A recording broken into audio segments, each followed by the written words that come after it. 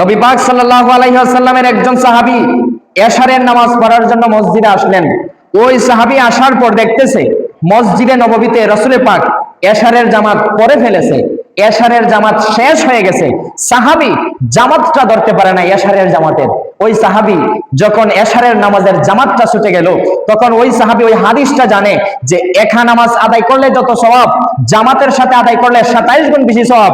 ওই সাহাবীর মধ্যে টেনশন চলে আসলো, পেরেশান হয়ে গেল, হাই হাই, আমি তো 27 গুণ থেকে বঞ্চিত হয়ে গেলাম, জামাত তো আমার ছুটে গেল, কিন্তু আমি তো সেটা ছেড়ে দিতে পারি না, 27 গুণ থেকে বঞ্চিত তো আমি হতে পারি না। ওই সাহাবী আল্লাহর রাসূলের পিছনে এশারের জামাত ছুটে যাওয়ার কারণে, 27 গুণ সওয়াব না পাওয়ার কারণে আল্লাহর নবীর সাহাবী এশারের নামাজটাকে একা একা 27 বার আদায় করলেন। বড় করে বলেন সুবহান।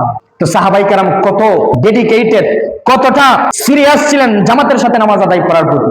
আল্লাহ পাক আমাদের সবাইকে জামাতের সাথে 5 ওয়াক্ত নামাজ আদায় করার তৌফিক দান করুক। বড় করে বলেন আমিন।